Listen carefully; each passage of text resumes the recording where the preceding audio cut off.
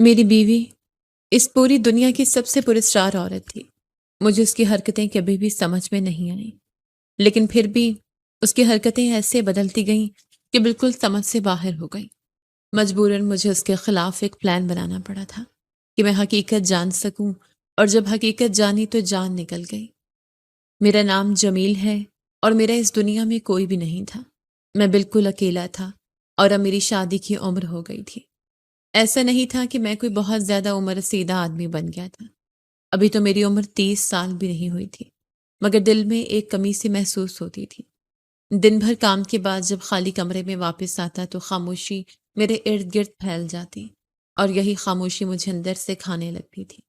اسی لیے میں نے فیصلہ کیا کہ اب مجھے اپنی زندگی میں ایک ساتھی کی ضرورت ہے۔ میرے کچھ دوستوں نے میری یہ حالت دیکھی تو انہوں نے خود ہی میرے لیے رشتہ تلاش کرنا شروع کر دیا۔ میرے 2 قریبی دوستوں نے اپنی بیوی کی بہن کے ساتھ میرا رشتہ طے کر دیا۔ انہوں نے مجھے بتایا کہ لڑکی بہت اچھی ہے، سمجھدار ہے اور خوبصورت بھی ہے۔ اس کا نام لائبہ ہے۔ میں نے زیادہ سوال نہیں کیے کیونکہ مجھے اپنے دوستوں پر پورا بھروسہ تھا، اور یوں میری زندگی کا ایک نیا باب شروع ہونے والا تھا۔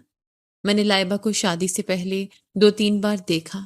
ہر بار وہ مکمل تیاری کے ساتھ میرے سامنے آئے۔ اس کے چہرے پر ہلکا سا اعتماد اور آنکھوں میں ایک عجیب سی چمک ہوتی تھی۔ اسے میک اپ کا بہت شوق تھا، اور وہ اس شوق کو بہت خوبصورتی سے نبھاتی تھی۔ اس کا ہر انداز سادہ ہونے کے باوجود دل کو چھو لینے والا تھا۔ میں اسے دیکھ کر یہی سوچتا تھا کہ شاید یہی وہ ساتھی ہے جس کی مجھے اتنے عرصے سے تلاش تھی۔ پھر ہماری شادی ہو گئی۔ تقریب سادہ مگر خوشیوں سے بھری ہوئی تھی۔ میرے پاس زیادہ رشتے نہیں تھے، مگر میرے دوستوں نے ہر کمی پوری کر دی۔ لائبہ میرے گھر آئی تو ایسا لگا جیسے اس ویران سی زندگی میں رنگ بھر گئے ہوں۔ شادی کی رات بھی بڑے سکون اور اچھے انداز میں گزری۔ اپنی زندگی کی کہانی سنا رہا ہوں تو خود سے جھوٹ نہیں بولوں گا، نہ ہی آپ لوگوں سے جھوٹ بولوں گا۔ مجھے بھی سفید چادر کا کیڑا تھا، یعنی کہ میں نے بھی شادی کی رات بستر پر سفید چادر ڈالی تھی، کیونکہ میرا اپنا گھر تھا، کوئی اور نہیں تھا۔ پرانے زمانے میں بھی یہ رسم ہوتی ہے۔ گھر کی بڑی بوڑھی عورتیں دلہا دلہن کے بستر پر سفید چادر ڈال دیا کرتی تھی۔ میں نے بھی ڈال دی، کیونکہ ظاہر ہے ہر کوئی کردار والی بیوی چاہتا ہے اپنے لیے، اور جب صبح ہوئی تو میری خواہش بھی پوری ہو چکی تھی، اس لیے میں بھی مطمئن تھا۔ ہم دونوں نے ایک دوسرے کو سمجھنے کی کوشش کی، اور دل میں ایک نیا رشتہ مضبوط ہونے لگا۔ میں ایک دفتر میں نوکری کرتا تھا اور مجھے وہاں کی طرف سے ایک فلیٹ بھی ملا ہوا تھا۔ وہ جگہ چھوٹی مگر آرام دہ تھی۔ میں ہمیشہ سکون سے وہاں رہتا تھا۔ اب لائبہ کے آنے کے بعد وہی فلیٹ مجھے گھر لگنے لگا، جہاں زندگی کی رونق واپس آ چکی تھی۔ میرے دن اب پہلے جیسے نہیں رہے تھے۔ صبح کام پر جانا اور شام کو جلدی گھر واپس آنے کی خواہش دل میں رہتی تھی۔ لائبہ دبلی پتلی سی پیاری اور نہایت خوبصورت لڑکی تھی۔ اس کی ہر بات میں نرمی تھی، اور ہر انداز میں ایک سادگی جھلکتی تھی۔ بالکل نازک سی تھی، جیسے ہاتھ لگاؤ تو میلی ہو جائے گی۔ میں نے دیکھا اس کی انگلی پر چوٹ لگی ہوئی تھی۔ میں نے کہا کہ یہ کیا ہو گیا؟ کہنے لگی کہ وہ چوڑیاں اتارتے ہوئے چوڑی ٹوٹ کے لگ گئی۔ اب شادی کے شروع کے دن تھے۔ میں نے کہا کہ ہائے میری جان کو کیوں چوٹ لگ گئی؟ تو میں نے اس کی انگلی پہ بوسہ دیا اور کہا کہ ٹھیک ہو جائے گی۔ اس نے کہا کہ ہاں ٹھیک ہو جائے گی، فکر نہیں کرے۔ فی الحال تو مجھے اس کی ساری ادائیں ہی دل نشین لگ رہی تھیں۔ اسے میک اپ کا شوق تھا، اور وہ اس شوق کو پورے دل سے پورا کرتی تھی۔ میں نے سوچا کہ اس کی خوشی میں ہی میری خوشی ہے، اسی لیے میں نے منہ دکھائی کے طور پر اسے باہر کے میک اپ کا ایک بڑا سا سیٹ تحفے میں دیا۔ جب اس نے وہ تحفہ دیکھا تو اس کے چہرے پر ایسی خوشی آئی جو میں کبھی نہیں بھول سکتا۔ اس لمحے مجھے محسوس ہوا کہ شاید اب میری تنہا زندگی واقعی ختم ہو چکی ہے۔ مجھے لگتا تھا کہ میری بیوی صبح دیر سے اٹھنے والی ہوگی، لیکن وہ ہمیشہ مجھ سے پہلے اٹھ جاتی تھی۔ میں جب آنکھ کھولتا تو کمرے میں ہلکی سی خوشبو پھیلی ہوتی، اور وہ نہا دھو کر تیار ہو چکی ہوتی۔ اس کے بال ترتیب سے بندھے ہوتے، چہرے پر ہلکا سا میک اپ، اور وہ آئینے کے سامنے کھڑے خود کو دیکھ رہی ہوتی، جیسے یہ اس کے روز کی عادت ہو۔ مجھے شروع میں یہ سب دیکھ کر حیرت بھی ہوتی اور تھوڑی سی مسکراہٹ بھی آ جاتی تھی۔ میں ویسے اس طرح کا آدمی تھا جیسے ان باتوں سے کوئی خاص فرق نہیں پڑتا تھا کہ عورت سجی ہوئی ہے یا سادہ۔ میں نے ہمیشہ یہی سوچا تھا کہ اگر انسان صاف ستھرا ہو تو وہی کافی ہے۔ کچھ مردوں کو میں نے دیکھا تھا جو اپنی بیویوں کو کہتے رہتے ہیں کہ چوڑیاں پہنو، تیار ہو کر رہو، مگر میں ایسا نہیں تھا، مجھے بس سکون اور سادگی پسند تھی۔ ایک دن میں نے اسے بڑے پیار سے سمجھایا۔ میں نے کہا کہ دیکھو لائبہ، اگر تم اتنا میک اپ نہ بھی کرو تو بھی تم ویسے ہی اچھی لگتی ہو۔ میں نے یہ بات دل سے کہی تھی، حالانکہ میں نے اسے کبھی بغیر میک اپ کے دیکھا نہیں تھا، مگر مجھے یقین تھا کہ اس کی اصل خوبصورتی اس کے چہرے سے زیادہ اس کے انداز میں ہے۔ وہ میری بات سن کر ہلکا سا مسکرائی، پھر تھوڑا سا طنزی انداز میں بولی کہ ہاں، آپ جیسے مرد جان بوجھ کر ایسا کہتے ہیں تاکہ میک اپ کا خرچہ نہ کرنا پڑے۔ آپ فکر نہ کریں، میں اپنے پیسوں سے لے لوں گی۔ اس کے اس جواب نے مجھے ایک لمحے کے لیے خاموش کر دیا۔ میں نے اسے غور سے دیکھا تو اس کے چہرے پر ہلکی سی شرارت بھی تھی اور اپنے شوق کے لیے ایک مضبوطی بھی۔ میں نے فوراً کہا کہ نہیں، میں اس لیے نہیں کہہ رہا، اگر میں پیسے کماتا ہوں تو وہ سب ہمارے ہی ہیں، میں انہیں کہیں لے کر نہیں جانے والا، سب تمہارا ہی ہے۔ مگر میں بس یہ چاہتا ہوں کہ تم اپنی جلد کا خیال رکھو، کیونکہ روز اتنا میک اپ کرنا نقصان دہ بھی ہو سکتا ہے۔ اس نے میری بات سنی اور نہایت سادہ انداز میں جواب دیا کہ مجھے اپنا آپ سجا سنورا اچھا لگتا ہے۔ اس ایک جملے میں اس کی پوری شخصیت چھپی ہوئی تھی۔ وہ اپنے آپ کو جس طرح دیکھنا چاہتی تھی ویسے ہی رہنا چاہتی تھی۔ میں نے اس کی بات مان لی اور دل ہی دل میں سوچا کہ وقت کے ساتھ شاید یہ عادت خود ہی کم ہو جائے گی۔ میں نے خیال کیا تھا کہ جب اسے گھر کے کام کرنے پڑیں گے تو وہ اس سب میں مصروف ہو جائے گی، مگر وہ میری سوچ سے کہیں زیادہ مختلف نکلے۔ وہ صبح اٹھ کر نہ صرف خود کو تیار کرتی بلکہ پورے گھر کا کام بھی سنبھال لیتی۔ باورچی خانے سے برتنوں کی ہلکی آوازیں آتی، کھانے کی خوشبو پورے فلیٹ میں پھیل جاتی اور وہ ہر کام سلیقے سے کرتی۔ وہ میرے لیے ناشتہ تیار کرتی، میرے کپڑے سیٹ کر کے رکھتی اور ہر چیز کو ایک خاص ترتیب میں رکھتی۔ اس سب کے باوجود اس کا میک اپ کبھی خراب نہیں ہوتا تھا۔ وہ بار بار آئینے میں دیکھ کر خود کو ٹھیک کرتی رہتی، جیسے وہ اپنے انداز کو کبھی بکھرنے نہیں دینا چاہتی ہو۔ اس کا یہ انداز میرے لیے نیا تھا۔ ایک طرف وہ ایک گھریلو عورت کی طرح ہر ذمہ داری نبھا رہی تھی اور دوسری طرف وہ اپنے آپ کو مکمل طور پر سنوارے رکھتی تھی۔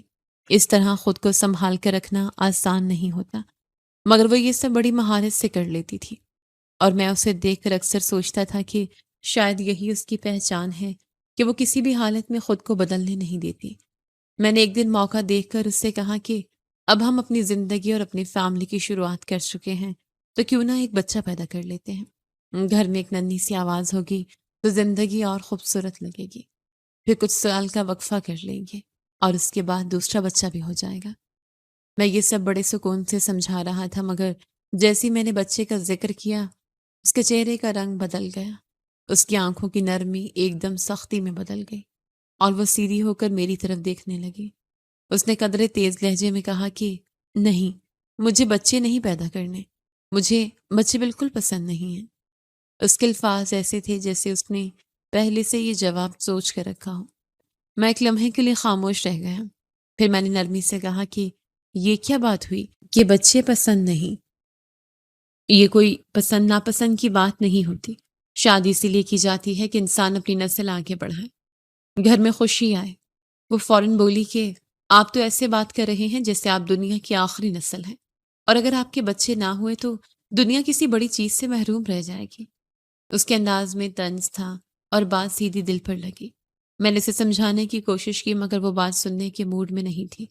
میں نے تھوڑا سا سخت لہجہ اختیار کیا اور کہا کہ تم ہر دفعہ اسی طرح الٹی سیدھی بات کیوں کرتی ہو؟ میں کوئی غلط بات نہیں کر رہا، ایک بچہ تو ہونا چاہیے نا۔ اس نے فوراً جواب دیا کہ عجیب بات کر رہے ہیں آپ، ابھی شادی کو 1 مہینہ بھی نہیں ہوا اور آپ نے بچے کی باتیں شروع کر دی ہیں، جیسے کوئی بہت جلدی ہو۔ میں نے کہا کہ جلدی اس لیے کر رہا ہوں کہ اگر ایک بچہ ابھی ہو جائے تو بہتر ہے، پھر ہم آرام سے کچھ سال بعد دوسرا بچہ کر لیں گے، اس میں کیا مسئلہ ہے؟ میں اسے سمجھانا چاہتا تھا کہ یہ ایک معمول کی بات ہے، مگر وہ ماننے کے لیے تیار نہیں تھی۔ وہ کہنے لگی کہ اگر میں نے کبھی بچہ کیا بھی تو صرف ایک ہی بچہ ہوگا، مجھے بچوں کا کوئی خاص شوق نہیں ہے اور میں بار بار اس عمل سے نہیں گزرنا چاہتی۔ اس کی باتوں میں ایک عجیب سی سختی تھی، جیسے وہ پہلے ہی فیصلہ کر چکی ہو کہ اسے کیا کرنا ہے اور کیا نہیں کرنا۔ میں نے تھوڑا سا رک کر کہا کہ اگر ایک ہی بچہ ہوا اور وہ بیٹا نہ ہوا، بیٹی ہو گئی، تو پھر کیا کروں گی؟ میں نے یہ بات صرف سوچ کے تحت کہی تھی، مگر اس نے فوراً اس بات کو ایک نئے جھگڑے میں بدل دیا۔ وہ غصے سے بولی کہ اچھا تو آپ وہ والے مرد ہیں جنہیں بیٹیاں پسند نہیں ہوتی، صرف بیٹے ہی چاہیے ہوتے ہیں؟ آپ بھی وہی سوچ رکھتے ہیں نا؟ میں اس کے اس الزام پر چونک گیا اور فوراً کہا کہ تم غلط سمجھ رہی ہو، میں ایسا نہیں ہوں۔ میں تو صرف یہ چاہتا ہوں کہ میری ایک بیٹی ہو اور ایک بیٹا ہو تاکہ گھر مکمل لگے۔ وہ بولی کہ یہ سب نہ تو میرے اختیار میں ہے نہ آپ کے اختیار میں ہے کہ کیا ہوگا اور کیا نہیں۔ میں نے فیصلہ کر لیا ہے کہ میں صرف ایک ہی بچہ پیدا کروں گی، چاہے وہ بیٹا ہو یا بیٹی، مجھے فرق نہیں پڑتا، مگر میں دوبارہ اس چکر میں نہیں پڑوں گی، اور فی الحال تو میں اس بارے میں سوچنا بھی نہیں چاہتی۔ اس کی باتوں کا انداز ایسا تھا جیسے وہ ہر حد طے کر رہی ہو اور مجھے صرف سننے کے لیے چھوڑ رہی ہو۔ میں اسے دیکھتا رہا اور سوچتا رہا کہ یہ عورت کتنی مختلف ہے۔ یہ ہر بات میں اپنی مرضی کو اول رکھتی ہے اور کسی کے سننے کے لیے تیار نہیں ہوتی۔ میں نے بات ختم کرنے کے لیے خاموشی اختیار کر لی، مگر دل کے اندر ایک بے چینی رہ گئی۔ میں سمجھ گیا تھا کہ اس معاملے میں اس سے بحث کرنا بے فائدہ ہے۔ وہ اپنے فیصلوں پر قائم رہنے والی عورت ہے اور کسی کے دباؤ میں آنے والی نہیں ہے۔ میں نے دل ہی دل میں سوچا کہ ٹھیک ہے، ابھی کے لیے اس کی بات مان لیتا ہوں، مگر وقت کے ساتھ شاید حالات بدل جائیں، اور اگر نہ بھی بدلے تو مجھے خود ہی کوئی راستہ نکالنا ہوگا، کیونکہ میں اپنی خواہش کو یوں ہی ختم نہیں کر سکتا۔ میں نے فیصلہ کر لیا تھا کہ میں بچہ ضرور پیدا کروں گا۔ ایک بار اگر بچہ آ گیا تو پھر حالات خود ہی بدل جائیں گے۔ میں اسی سوچ میں دن گزار رہا تھا کہ ایک دن دفتر سے واپس آیا تو لائبہ کمرے میں نہیں تھی۔ میں نے کپڑے بدلنے کے لیے الماری کھولی تو ایک کاغذ نیچے گر گیا۔ میں نے جھک کر اٹھایا تو وہ کسی ڈاکٹر کی پرچی تھی۔ میں نے غور سے پڑھا تو میرے قدم وہیں رک گئے۔ اس پر صاف لکھا تھا کہ 6 مہینے والا ٹیکہ لگایا گیا ہے۔ میرے دل میں ایک عجیب سی بے چینی پھیل گئی۔ میں چند لمحے وہیں کھڑا رہ گیا، جیسے کچھ سمجھ نہ رہا ہو۔ پھر اچانک دروازہ کھلا اور لائبہ اندر آئے۔ وہ ہمیشہ کی طرح سجی ہوئی تھی، مگر اس وقت مجھے اس کی سجاوٹ میں کوئی کشش محسوس نہیں ہوئی۔ میں نے پرچی اس کے سامنے کر دی اور پوچھا کہ یہ کیا ہے؟ وہ ایک لمحے کو رکی، پھر بالکل نارمل انداز میں بولی کہ ہاں، میں نے لگوایا ہے۔ اس کے لہجے میں نہ کوئی شرمندگی تھی نہ کوئی گھبراہٹ، جیسے یہ کوئی معمولی بات ہو۔ میں نے غصے کو قابو کرتے ہوئے کہا کہ تم نے مجھ سے پوچھے بغیر یہ انجیکشن کیوں لگوایا؟ تمہیں پتہ ہے نا کہ اب 6 مہینے تک تم حاملہ نہیں ہو سکتے۔ وہ فوراً بولی کہ ہاں، مجھے سب پتہ ہے، تبھی تو میں نے لگوایا ہے۔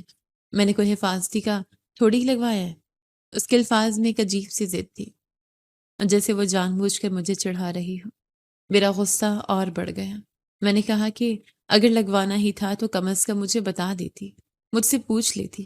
تمہیں ان سب چیزوں کا علم کہاں سے ہوا؟ وہ ہلکا سا مسکرائی، پھر اپنے ہاتھ میں پکڑا ہوا فون میری طرف لہرا کر بولی کہ یہ دیکھا میرے ہاتھ میں کیا ہے؟ فون ہے، اس سے سب کچھ پتہ چل جاتا ہے۔ میں نے تھوڑی سی تلاش کی اور مجھے سب سمجھ آ گیا کہ مجھے کیا کرنا ہے، کیونکہ مجھے معلوم تھا کہ آپ میرے ساتھ باتوں میں کچھ اور ہی کہیں گے اور اصل میں اپنا مطلب نکالیں گے۔ اسی لیے میں نے پہلے ہی انتظام کر لیا۔ اس کی باتیں سن کر میرے اندر غصہ ابلنے لگا، مگر میں خود کو روکنے کی کوشش کر رہا تھا۔ میں نے کہا کہ دیکھو لائبہ، جب سے تم اس گھر میں آئی ہو میں نے تمہارے ساتھ ہمیشہ محبت سے پیش آیا ہوں۔ میں ان مردوں میں سے نہیں ہوں جو عورت پر سختی کرتے ہیں، مگر تم مجھے مجبور کر رہی ہو۔ تم نے ایک بار یہ کام کر لیا تو ٹھیک ہے، مگر اب دوبارہ کرنے کی بات کیوں کر رہی ہو؟ وہ سیدھی کھڑی ہو گئی۔ اس کی آنکھوں میں عجیب سا اعتماد تھا۔ اس نے صاف لفظوں میں کہا کہ میرا نام لائبہ ہے، میں کسی کو دھمکی نہیں دیتی، میں جو کرنا چاہتی ہوں وہ کر لیتی ہوں۔ اس کے لہجے میں ایسی سختی تھی جیسے وہ کسی جنگ کا اعلان کر رہی ہو۔ یہ کہہ کر وہ مڑی اور کمرے سے باہر نکل گئی۔ اس کے قدموں کی آواز دور ہوتی گئی اور میں وہیں کھڑا رہ گیا۔ میرے ہاتھ میں وہ پرچی ابھی تک موجود تھی اور دل میں ایک عجیب سا غصہ اور بے بسی اکٹھی ہو چکی تھی۔ اس لمحے مجھے لگا جیسے میں اپنے ہی گھر میں اجنبی بن گیا ہوں اور سامنے کھڑی عورت کو میں بالکل نہیں جانتا تھا۔ میں اس عورت کو ہر طرح کی سہولت دے رہا تھا اور یہ بگڑتی چلی جا رہی تھی، ہاتھ سے نکلتی چلی جا رہی تھی۔ یہ بات مجھے اچھی نہیں لگ رہی تھی۔ خدا کی قسم، جب مرد عورت کی طرح پیش آتا ہے تو جتنا برا لگتا ہے اتنا ہی جب عورت مرد کی طرح پیش آتی ہے تو بھی اچھی نہیں لگتی۔ لائبہ اپنے آپ کو بہت بڑی چیز سمجھتی تھی۔ اس کے انداز میں ایک عجیب سی برتری تھی، جیسے وہ ہر بات میں خود کو درست اور مجھے غلط ثابت کرنا چاہتی ہو۔ اس نے ابھی تک میری ایک بھی بات دل سے نہیں مانی تھی، بلکہ ہر ایک معاملے میں مجھے اپنی ہی بات ماننے پر مجبور کرتی تھی۔ وہ گھر میں روز ایک نیا اصول لے آتی تھی اور ایسے بتاتی تھی جیسے وہی آخری فیصلہ ہو۔ ایک دن اس نے صاف کہا کہ جس دن میں نے کپڑے دھونے ہوں گے اس دن میں کھانا نہیں بناؤں گی، کیونکہ میں تھک جاتی ہوں۔ اس کے کہنے کا انداز ایسا تھا جیسے اس میں کسی بحث کی گنجائش ہی نہ ہو۔ میں اسے دیکھتا رہ جاتا اور سوچتا کہ یہ سب اچانک کیا ہو رہا ہے۔ پھر اس نے گرمیوں کے لیے الگ اصول بنا دیا۔ اس نے کہا کہ 3 مہینے میں گھر میں روٹی نہیں بنے گی، روٹی باہر سے آئے گی، کیونکہ گرمی میں چولہے کے سامنے کھڑا ہونا مشکل ہوتا ہے۔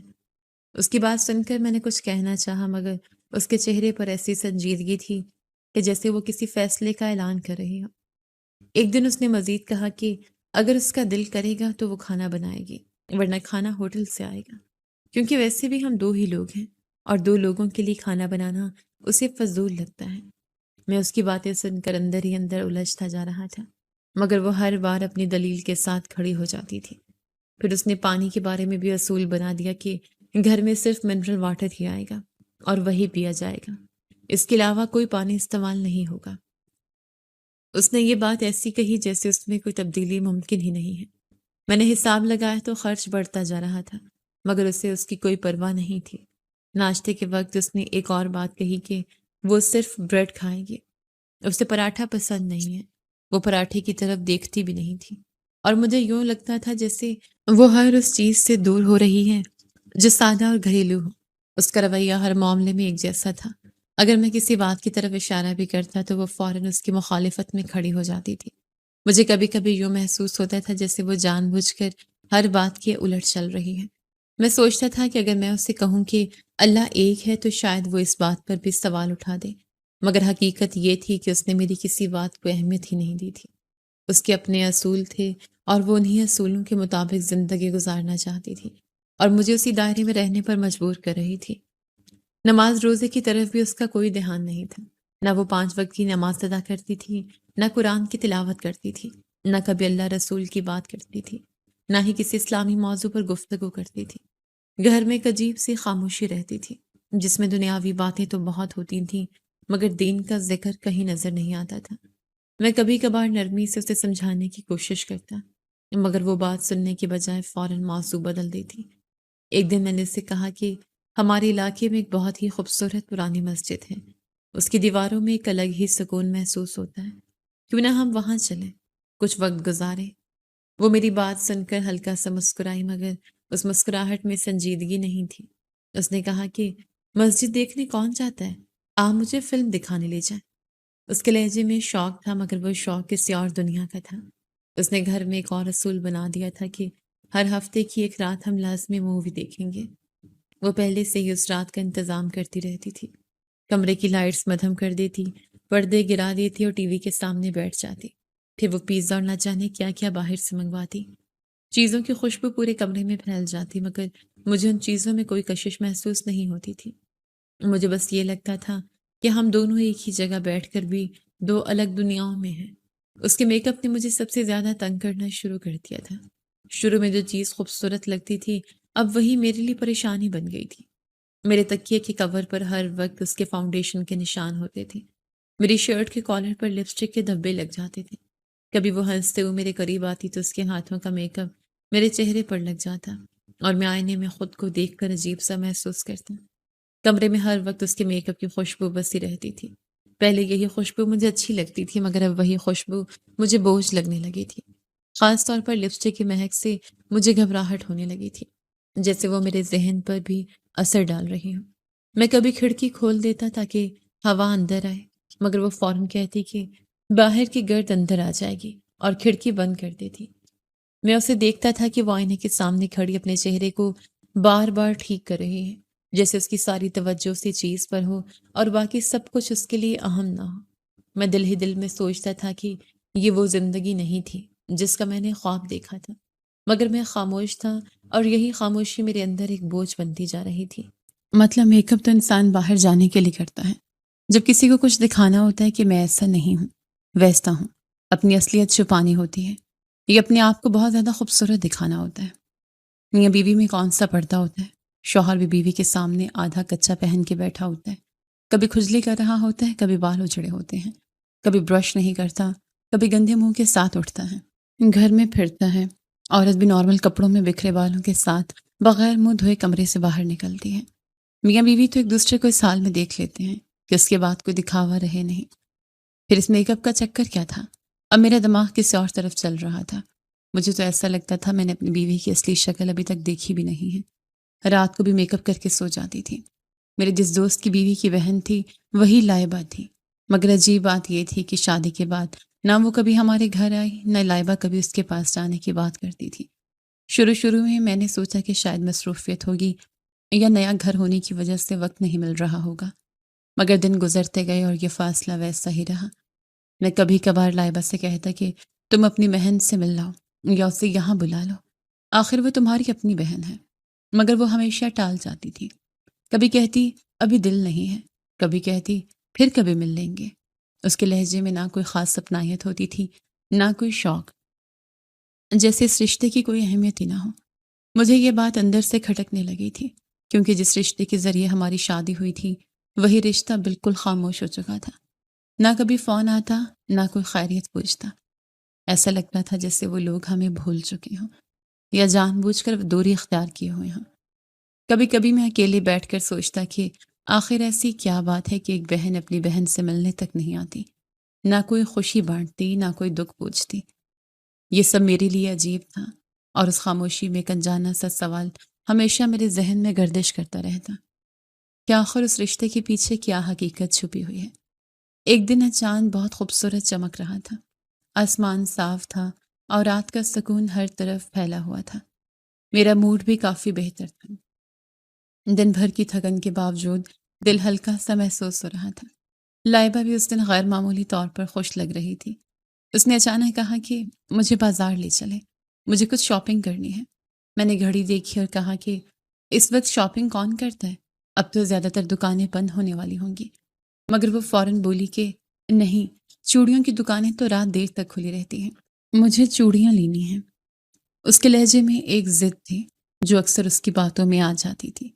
میں نے زیادہ بحث نہیں کی اور کہا کہ چلو ٹھیک ہے، لے چلتا ہوں۔ ہم دونوں گھر سے نکلے اور بازار کی طرف چل دیے۔ رات کا وقت تھا، سڑکوں پر نسبتاً خاموشی تھی، مگر کچھ دکانوں کی روشنیاں ابھی بھی جگمگا رہی تھیں۔ ہوا میں ہلکی سی ٹھنڈک تھی اور سڑک کے کنارے لگے درخت ہلکی ہوا میں ہل رہے تھے۔ ہم پہلے ایک چھوٹی سی آئس کریم شاپ پر رکے۔ اس نے بڑی خوشی سے آئس کریم لی اور ہم دونوں نے بیٹھ کر کھائی۔ اس کے چہرے پر ایک لمحے کے لیے وہی پرانی معصوم سی خوشی نظر آئی جسے میں کبھی کبھی یاد کرتا تھا۔ پھر اس نے اچانک کچھ اور کھانے کی فرمائش کر دی۔ ہم نے وہ بھی لے لیا اور یوں ہماری یہ سادہ سی رات ایک چھوٹی سی سیر میں بدل گئی۔ اصل مقصد صرف چوڑیاں خریدنا تھا، مگر وہ اس دوران کافی کچھ اور بھی شاپنگ کر چکی تھی۔ میں دل ہی دل میں خوش تھا کہ چلو میری بیوی ہے، اس کے شوق پورے ہو رہے ہیں اور میں ہی اس کے لیے کما رہا ہوں۔ یہ سوچ کر میں نے خود کو مطمئن رکھا۔ آخر ہم چوڑیوں کی دکان پر پہنچ گئے۔ دکان کے باہر رنگ برنگی روشنی تھی اور اندر شیشے کے ڈبوں میں چمکتی ہوئی چوڑیاں رکھی تھیں۔ ہر رنگ، ہر ڈیزائن موجود تھا۔ لائبہ کی آنکھیں جیسے فوراً ان چوڑیوں پر جم گئیں۔ وہ سب کچھ بھول کر صرف انہیں دیکھنے لگی۔ دکان کے اندر ایک لڑکا کھڑا تھا جس کی عمر زیادہ نہیں لگتی تھی۔ وہ سامان سمیٹ رہا تھا اور گاہکوں کو دکھا رہا تھا۔ میں نے آگے بڑھ کر پوچھا کہ یہ والی چوڑیاں کتنے کی ہیں؟ وہ لڑکا خاموشی سے چوڑیاں اٹھا کر دکھانے لگا۔ لائبہ بھی قریب کھڑے انہیں دیکھ رہی تھی۔ جیسے اس کی نظر اس لڑکے پر پڑی، اس کے چہرے کے تاثرات اچانک بدل گئے۔ ایک لمحے میں اس کی پوری کیفیت تبدیل ہو گئی، جیسے اس نے کسی پرانی بات کو دیکھ لیا ہو یا کوئی ایسی چیز جو اس کے ذہن میں چھپی ہوئی تھی اچانک سامنے آ گئی ہو۔ وہ لڑکا بھی کچھ لمحے کے لیے ٹھہر گیا اور پھر فوری نظریں جھکا لی، جیسے وہ بھی اس صورتحال سے گھبرا گیا۔ میں نے یہ سب غور سے دیکھا، مگر سمجھ نہیں آیا کہ اچانک کیا ہوا ہے۔ لائبہ نے فوراً کہا کہ چلیں یہاں سے، مجھے پیٹ میں تکلیف ہو رہی ہے۔ اس کی آواز میں عجیب سی جلدی تھی، جیسے وہ اس جگہ پر ایک لمحہ بھی نہیں رکنا چاہتی ہو۔ میں نے حیران ہو کر کہا کہ ابھی تو سب ٹھیک تھا، اچانک کیا ہو گیا؟ وہ پھر بولی کہ میں نے راستے میں کچھ گول گپے کھا لیے تھے، شاید اسی وجہ سے طبیعت خراب ہو رہی ہے۔ اس نے دوبارہ زور دیا کہ چلیں یہاں سے۔ میں نے اس کی بات مان لی اور ہم فوراً دکان سے باہر آ گئے۔ واپسی کے راستے میں وہ بالکل خاموش تھی اور میں بھی سوچ میں ڈوبا ہوا تھا۔ رات کا وہی چاند اب بھی آسمان پر موجود تھا، مگر میرے دل میں ایک انجانی سی بے چینی پیدا ہو چکی تھی جو مسلسل بڑھتی جا رہی تھی۔ گھر پہنچتے ہی اس کی طبیعت واقعی خراب ہو گئی۔ اس کو اچانک تیز بخار ہو گیا، وہ کانپنے لگی اور کمبل میں خود کو لپیٹ کر لیٹ گئی۔ میں فوراً ڈاکٹر کو بلانے گیا۔ ڈاکٹر آیا، اس نے چیک کیا اور کہا کہ انہوں نے کوئی شدید ٹینشن لی ہے جس کی وجہ سے بلڈ پریشر ہائی ہوا ہے اور جسم پر اثر پڑا ہے۔ میں نے ڈاکٹر کی بات سن کر دل ہی دل میں سوچا کہ یہ ٹینشن کہاں سے لیتی ہے، یہ تو خود دوسروں کو ٹینشن دینے والی ہے۔ مگر میں نے ڈاکٹر کے سامنے کچھ نہیں کہا، میں نے بس اتنا کہا کہ نہیں، ایسی کوئی خاص بات نہیں ہوئی۔ ڈاکٹر نے اسے انجیکشن دیا اور کچھ دوائیاں لکھ کر چلا گیا۔ لائبہ اب بستر پر لیٹی ہوئی تھی، اس کی سانسیں کچھ نارمل ہو رہی تھیں مگر وہ ابھی بھی کمزور لگ رہی تھی۔ وہ آہستہ آہستہ نیند میں چلی گئی اور کمرہ خاموش ہو گیا۔ میں کرسی پر بیٹھا اسے دیکھ رہا تھا اور میرے ذہن میں وہی منظر بار بار آ رہا تھا کہ دکان پر وہ لمحہ جب اس لڑکے کو دیکھ کر اس کے چہرے کے تاثرات اچانک بدل گئے تھے اور وہ گھبرا کر وہاں سے نکلنا چاہتی تھی۔ میں جتنا سوچتا اتنا ہی الجھتا جاتا تھا۔ آخر اس ایک لمحے میں ایسا کیا تھا جو اسے اتنا بے چین کر گیا تھا؟ وہ لڑکا کون تھا اور اس کی خاموشی کے پیچھے کیا راز چھپا ہوا تھا؟ میں رات بھر اسی سوچ میں بیٹھا رہا اور لائبہ سکون سے سو رہی تھی مگر میرے اندر سکون کہیں نہیں تھا۔ میرے ذہن میں اچانک ایک خیال آیا کہ بہتر ہے میں خود جا کر اس لڑکے سے بات کروں اور حقیقت معلوم کروں۔ کہیں اس نے کوئی غلط اشارہ تو نہیں دیا یا کوئی ایسی بات تو نہیں کی جو لائبہ کو اس طرح گھبراہٹ میں لے آئی۔ حالانکہ اس کی عمر کم تھی اور شکل و صورت سے بھی وہ ایک سیدھا سادہ اور شریف لڑکا لگتا تھا، مگر میرے دل میں الجھن بڑھتی جا رہی تھی۔ میں فوراً واپس اسی چوڑیوں والی دکان کی طرف گیا مگر وہاں پہنچ کر دیکھا تو دکان بند ہو چکی تھی۔ رات کافی ہو چکی تھی اور بازار کی رونق بھی کم ہو گئی تھی۔ صرف چند دکانوں کی لائٹس چل رہی تھیں، باقی سب اندھیرا سا تھا۔ میں کچھ دیر وہیں کھڑا رہا اور پھر ساتھ والی دکان کی طرف بڑھ گیا۔ میں نے وہاں کھڑے شخص سے پوچھا کہ یہ چوڑیوں والی دکان کس کی ہے؟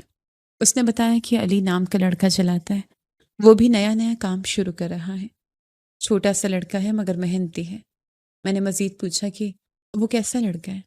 وہ شخص تھوڑا سا حیران ہوا اور پوچھنے لگا کہ آپ کیوں پوچھ رہے ہیں؟ میں نے بات کو معمولی بنانے کے لیے کہا کہ بس ویسے ہی پوچھ رہا ہوں۔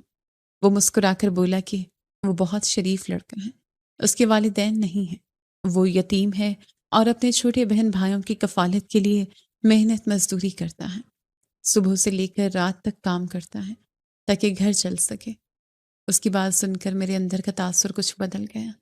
میں نے دوبارہ پوچھا کہ وہ دکان پر کب تک آتا ہے؟ اس نے بتایا کہ وہ جلدی آ جاتا ہے، صبح ہی دکان کھول لیتا ہے اور شام تک بیٹھتا ہے۔ میں نے سر ہلا دیا اور کہا کہ اچھا ٹھیک ہے۔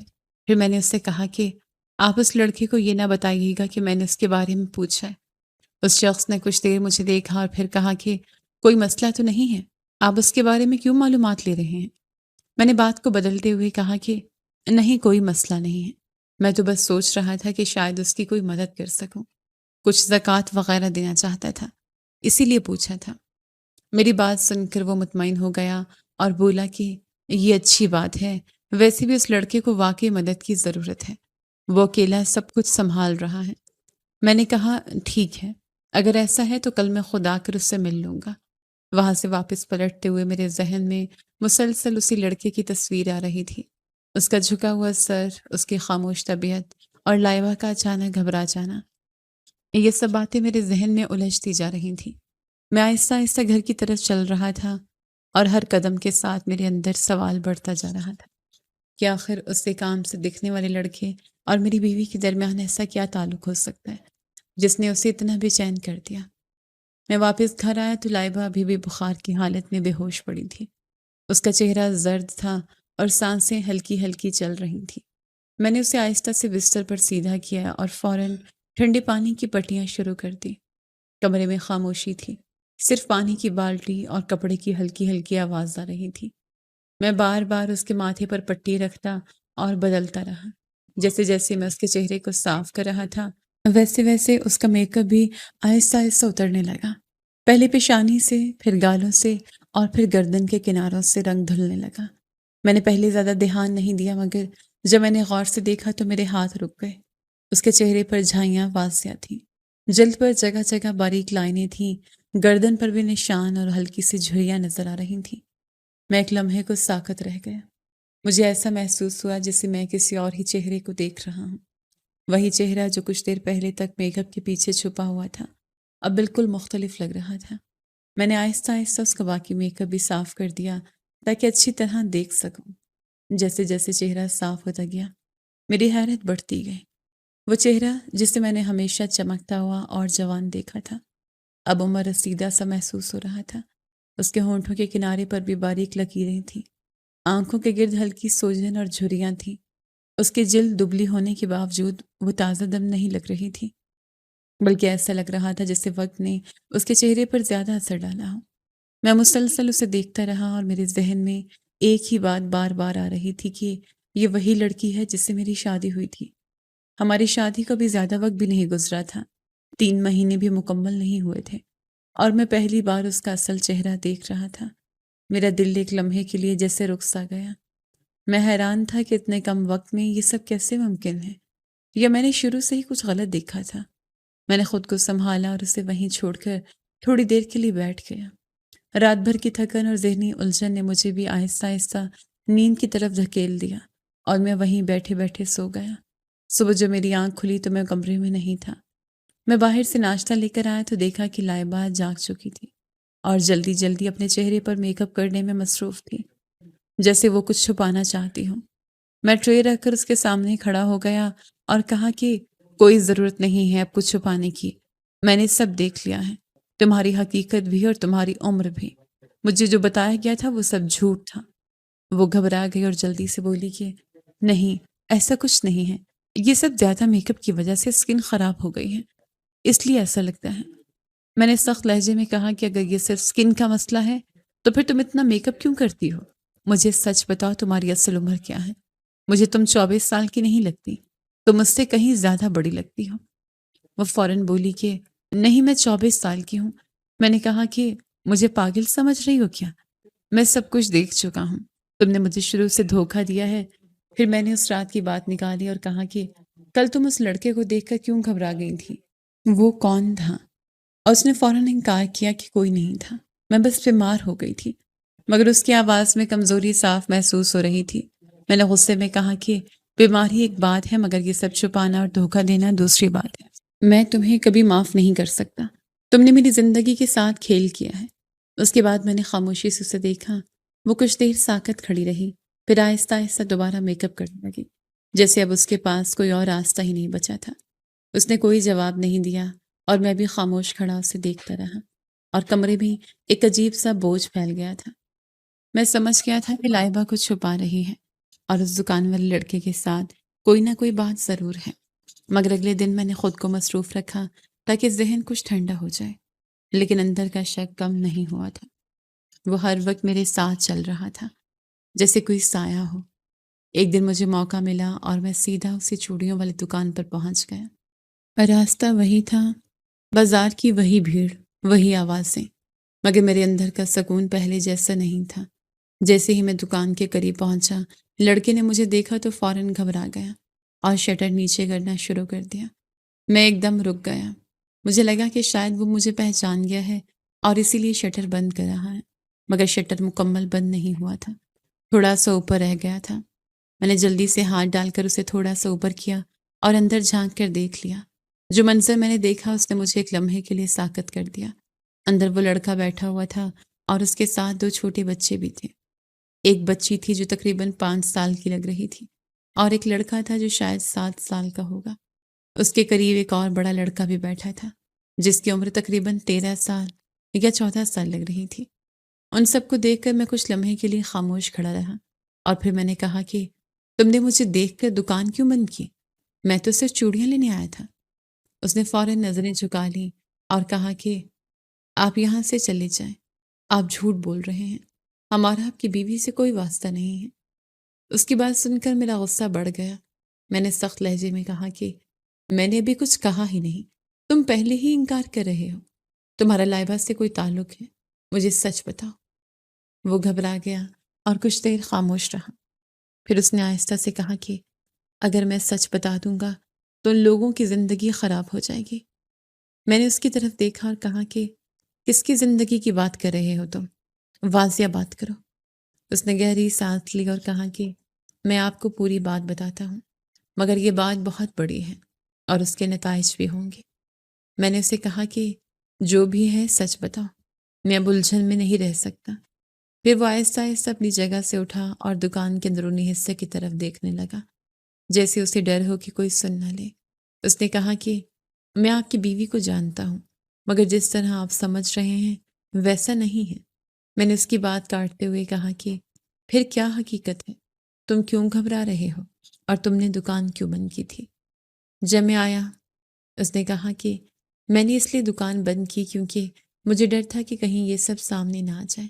اور پھر اس نے کہا کہ اصل بات یہ ہے کہ لائبہ اور میرا تعلق بہت پرانا ہے، اور یہ تعلق صرف میرے اور اس کے درمیان نہیں بلکہ اس کے ماضی سے جڑا ہوا ہے۔ میں نے چونک کر اس کی طرف دیکھا اور کہا کہ ماضی سے کیا مطلب ہے؟ تم صاف صاف بات کرو۔ اس نے کہا کہ میں جو کچھ بتانے لگا ہوں وہ سن کر آپ کے لیے ہضم کرنا آسان نہیں ہوگا، مگر یہ حقیقت ہے اور میں اب اسے چھپا نہیں سکتا۔ اس کے بعد اس نے ایک ایسی بات کہنا شروع کی جس نے میرے اندر ایک اور ہی طرح کی الجھن پیدا کر دی، اور میں وہیں کھڑا رہا، اس کی باتیں سنتا رہا، اور ہر جملہ میرے لیے ایک نئے سوال کی طرح بنتا جا رہا تھا۔ اس لڑکے نے گہری سانس لی اور پھر آہستہ آہستہ بولنا شروع کیا، جیسے وہ برسوں کا بوجھ اتار رہا ہو۔ اس کی آواز میں تھکن بھی تھی اور دکھ بھی تھا۔ وہ بار بار رک کر اپنے الفاظ جمع کر رہا تھا اور پھر دوبارہ شروع ہو جاتا تھا۔ اس نے کہا کہ آپ کی بیوی دراصل ہماری ماں تھی۔ اس بات نے میرے اندر جیسے ایک جھٹکا سا لگا، مگر میں خاموش کھڑا سنتا رہا۔ اس نے بتایا کہ ان کے والد ایک غریب مزدور تھے اور ان کی شادی بہت کم عمری میں ہو گئی تھی۔ گھر میں حالات اچھے نہیں تھے، ہر وقت جھگڑے ہوتے تھے، ماں اور باپ کے درمیان تلخی رہتی تھی، اور وقت کے ساتھ ساتھ بچے بھی پیدا ہوتے گئے۔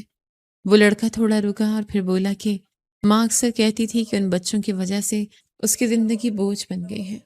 وہ ہمیشہ اپنے آپ کو قید محسوس کرتی تھی اور والد کے ساتھ اس کی لڑائیاں بڑھتی جا رہی تھیں۔ گھر کا ماحول کبھی پرسکون نہیں تھا۔ پھر اس نے کہا کہ ایک دن ہمارے والد اس دنیا سے چلے گئے۔ اس کے الفاظ کے ساتھ ہی اس کی آنکھیں تھوڑی نم ہو گئیں، مگر وہ خود کو سنبھالتا رہا۔ اس نے بتایا کہ والد کے جانے کے بعد ماں کچھ عرصہ تک ہمارے ساتھ رہی، مگر اس کا رویہ بدل چکا تھا۔ وہ اکثر کہتی تھی کہ تم لوگ میری زندگی کی رکاوٹ ہو، مجھے اپنی زندگی جینے دو۔ اس نے کہا کہ پھر ایک دن ماں نے ہمیں چھوڑ دیا اور چلی گئی۔ جاتے وقت اس نے یہ بھی کہا تھا کہ دوبارہ میرے سامنے نہ آنا۔ اس کے بعد سے ہم نے اپنا خیال خود رکھنا شروع کر دیا۔ میں خاموش کھڑا یہ سب سنتا رہا، اور میرے ذہن میں تصویریں بنتی جا رہی تھیں۔ وہی لائبہ جو میرے ساتھ رہ رہی تھی، وہی جسے میں اپنی بیوی سمجھتا تھا، وہ حقیقت میں ان بچوں کی ماں تھی۔ لڑکے نے کہا کہ ہمیں نہیں معلوم کہ وہ کہاں چلی گئی تھی۔ ہم نے بہت تلاش کیا مگر وہ واپس نہیں آئے۔ میں وہاں کھڑا سوچ میں ڈوب گیا۔ ہر بات ایک دوسرے سے جڑنے لگی۔ وہ دن جب وہ اچانک بیمار پڑی تھی، وہ بازار والا منظر اور وہ گھبراہٹ، سب ایک ایک کر کے میرے ذہن میں آ رہا تھا، جیسے کوئی پرانی تصویر صاف ہو رہی ہو۔ مجھے یاد آیا کہ اس کے جسم پر جھریاں تھیں، اس کی عمر کا اندازہ بھی غلط لگایا گیا تھا، اور وہ بار بار خود کو چھپانے کی کوشش کرتی تھی۔ اب سب کچھ واضح ہو رہا تھا کہ وہ ایک مکمل سچ نہیں چھپا رہی تھی، بلکہ ایک پوری زندگی چھپا رہی تھی۔ میں نے ایک لڑکے سے پوچھا کہ تمہاری کوئی خالہ یا اور رشتہ دار نہیں ہے؟ اس نے سر ہلا کر کہا کہ نہیں، ہمارے کوئی رشتہ دار نہیں ہیں، ہم بالکل اکیلے ہیں۔ یہ سن کر مجھے یقین ہو گیا کہ جس عورت کو میں اپنی بیوی سمجھتا رہا، وہ حقیقت میں ایک الگ ہی کہانی تھی۔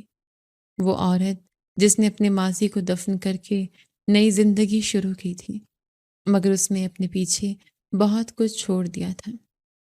میرے اندر ایک عجیب سا احساس پیدا ہوا، غصہ بھی تھا اور ترس بھی۔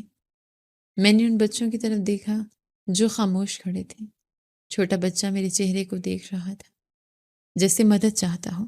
میں اپنی جیب سے فون نکالا اور ان سے کہا کہ اگر کبھی تمہیں کسی بھی چیز کی ضرورت ہو تو مجھے بلا جھجک فون کرنا، میں تمہاری مدد کروں گا۔ یہ کہہ کر میں نے اپنا نمبر انہیں دے دیا۔ بچے ایک لمحے کے لیے خوش ہو گئے، جیسے انہیں پہلی بار امید ملی ہو، مگر میرے اندر خوشی نہیں تھی، میرے اندر صرف الجھن تھی۔ میں وہاں سے واپس مڑا اور آہستہ آہستہ بازار کی گلیوں سے گزرتا ہوا گھر کی طرف چل پڑا۔ رات وہی تھی، چاند وہی تھا، مگر اب سب کچھ بدل چکا تھا۔ میرے لیے ہر قدم بھاری تھا اور ہر سوچ ایک نیا بوجھ بن گئی تھی۔ گھر کی طرف جاتے ہوئے مجھے احساس ہو رہا تھا کہ جس زندگی کو میں سمجھ رہا تھا وہ شاید کبھی سادہ تھی ہی نہیں، اور اب جو حقیقت میرے سامنے آئی ہے وہ میرے پورے فیصلے بدلنے والی تھی۔ میں گھر واپس آیا تو میرے اندر غصہ بھی تھا اور الجھن بھی تھی۔ میں نے لائبہ کو سیدھا سامنے بٹھایا اور اس سے کہا کہ آج میں تم سے سچ سن کر رہوں گا۔ میں نے اسے ایک ایک بات سنانی شروع کی۔ میں نے کہا کہ مجھے اس بات سے کوئی مسئلہ نہیں ہے کہ تمہاری عمر زیادہ ہے، مجھے اس بات سے بھی مسئلہ نہیں ہے کہ تم پہلے شادی شدہ رہی ہو اور تمہارے شوہر کا انتقال ہو چکا ہے، مجھے اس بات سے بھی مسئلہ نہیں ہے کہ تم نے مجھ سے جھوٹ بولا۔ میں تھوڑی دیر رکا اور پھر سخت لہجے میں کہا کہ مجھے اصل مسئلہ اس بات سے ہے کہ تم نے اپنے 3 بچوں کو کیسے چھوڑ دیا۔ تم یہ کیسے کر سکتی ہو؟ ایک ماں ہو کر تم نے اپنے بچوں کو اکیلا کیسے چھوڑ دیا؟ وہ میری بات سن کر فوراً گھبرا گئی اور بولی کہ نہیں، ایسی بات نہیں ہے۔ میرا شوہر مجھ پر ہاتھ اٹھاتا تھا۔ میں نے کہا کہ اگر شوہر برا تھا تو اسے چھوڑنا ایک بات ہے، لیکن بچوں کو چھوڑ دینا کون سا انصاف ہے؟ میں نے کہا کہ تمہارے وہ بچے آج بھی اکیلے ہیں، وہ اسی دکان کے قریب زندگی گزار رہے ہیں، وہ وہیں سو رہے ہیں، وہیں محنت کر رہے ہیں اور وہی اپنا گزارا کر رہے ہیں۔ تم نے ایک ماں ہو کر انہیں اکیلا چھوڑ دیا۔ میں نے اس کی طرف دیکھ کر کہا کہ جو عورت اپنے بچوں کی نہیں ہو سکتی وہ کسی کی نہیں ہو سکتی۔ وہ روتے ہوئے بولی کہ مجھے ایک موقع دے دو، مجھے معاف کر دو، میں سب ٹھیک کر دوں گی۔ میں نے اس کی بات کاٹ دی اور کہا کہ اب کچھ ٹھیک نہیں ہو سکتا، تم نے بہت دیر کر دی ہے، اب بس ایک ہی بات ہے کہ تم میری زندگی سے نکل جاؤ۔ میں نے وہیں کھڑے کھڑے اسے طلاق دے دی۔ میرے الفاظ صاف اور سیدھے تھے، کوئی جھجک نہیں تھی۔ میں نے کہا کہ چلی جاؤ میری زندگی سے۔ اس کے بعد میں نے اسے تحریری طور پر بھی طلاق دے دی تاکہ کوئی بات باقی نہ رہے۔ وہ بہت پریشان کھڑی تھی، مگر اب میرے دل میں کوئی نرمی باقی نہیں رہی تھی۔ میں نے کہا کہ چاہو تو اپنے بچوں کے پاس چلی جاؤ یا اپنی زندگی کہیں اور بنا لو، مگر میری زندگی میں اب تمہاری لیے کوئی جگہ نہیں ہے۔ میں نے اسے دیکھ کر آخری بات کہی کہ شکر ہے 3 ساڑھے 3 مہینے میں یہ رشتہ ختم ہو گیا۔ میں نے کہا کہ ایسی عورتیں ہوتی ہیں جو صرف نام کی ماں ہوتی ہیں، دل سے نہیں ہوتی۔ ماں ہونا صرف لفظ نہیں ہوتا، یہ ذمہ داری ہوتی ہے۔ یہ کہہ کر میں نے اس سے اپنا تعلق ختم کر دیا اور وہ وہیں کھڑی رہ گئی اور میں پیچھے مڑ کر اپنے کمرے میں چلا گیا۔ کچھ دن گزرنے کے بعد میں نے لائبہ کا سامان بھی گھر سے نکال دیا۔ اب میرے اندر کسی قسم کی کوئی الجھن نہیں رہی تھی، نہ ہی میں نے دوبارہ شادی کا کوئی ارادہ بنایا تھا۔ زندگی پہلے کی طرح خاموش اور سیدھی ہو گئی تھی، مگر میرے ذہن میں وہ بچے اب بھی کہیں نہ کہیں موجود تھے۔ تقریباً 2 ہفتے بعد میں دوبارہ ان بچوں کے بارے میں سوچتا رہا تو میں خود کو روک نہ سکا اور ان سے ملنے کے لیے چلا گیا۔ وہی دکان والی گلی اور وہی خاموش ماحول تھا، مگر اس بار میرے دل کی کیفیت مختلف تھی۔ میں نے ان بچوں سے پوچھا کہ کیا تمہاری ماں تم سے ملنے آئی تھی؟ وہ تینوں ایک دوسرے کو دیکھنے لگے اور پھر بڑے بچے نے صاف کہا کہ نہیں، ہمارے پاس کوئی نہیں آیا۔ اس کے الفاظ میرے دل پر سیدھے لگے، جیسے کسی نے سچ کو دوبارہ میرے سامنے رکھ دیا۔ میں نے وہیں کھڑے ہو کر فیصلہ کیا کہ اب صرف سوچنے سے کچھ نہیں ہوگا۔ میں نے اپنے ایک دوست سے رابطہ کیا جو ایک NGO میں کام کرتا تھا۔ میں نے اسے ساری صورتحال بتائی اور کہا کہ ان بچوں کے لیے کوئی بہتر انتظام کرنا ہوگا۔ اس نے میری بات سن کر فوراً حامی بھر لی اور کہا کہ ہم ان کے لیے محفوظ جگہ کا انتظام کر سکتے ہیں جہاں یہ رہ بھی سکیں اور تعلیم یا کام بھی جاری رکھ سکیں۔ کچھ ہی دنوں میں اس نے واقعی ان بچوں کے لیے ایک مناسب جگہ کا بندوبست کر دیا۔ چھوٹے بچوں کو وہاں رہائش اور تعلیم کی سہولت مل گئی اور بڑا بچہ بھی کسی نہ کسی کام میں لگ گیا تاکہ وہ خود کفیل ہو سکے۔ میں نے بس اتنا ہی کیا جتنا میرے اختیار میں تھا۔ اس سب کے بعد میں نے ایک بات بہت گہرائی سے محسوس کی کہ بعض لوگ اپنی زندگی میں ایسے فیصلے کرتے ہیں جو ان کے ساتھ ساتھ دوسروں کی زندگی بھی بدل دیتے ہیں، اور کبھی کبھی وہ فیصلے اتنے سخت ہوتے ہیں کہ واپسی کا کوئی راستہ نہیں بچتا۔ میں اکثر سوچتا تھا کہ وہ عورت جسے میں نے اپنی زندگی میں شامل کیا تھا، وہ آخر کس طرح اپنے ہی بچوں سے دور رہ سکتی تھی؟ اور پھر میں اس نتیجے پر پہنچتا تھا کہ کچھ لوگ واقعی خود پرست ہوتے ہیں، جو اپنی خواہشات کو سب سے اوپر رکھتے ہیں، چاہے اس کے لیے انہیں کسی کا دل ہی کیوں نہ توڑنا پڑے۔ میں نے اپنی طرف سے جو کچھ ممکن تھا وہ کر دیا تھا، مگر اس کے بعد بھی ذہن میں ایک عجیب سا سوال رہتا تھا کہ آخر ایک ماں اپنے بچوں کو چھوڑ کر کیسے آگے بڑھ سکتی ہے؟ اور کیا واقعی ہر ماں کے دل میں وہ احساس ہوتا ہے جو دنیا سمجھتی ہے، یا کچھ لوگ صرف نام کے لیے ماں ہوتے ہیں، دل سے نہیں؟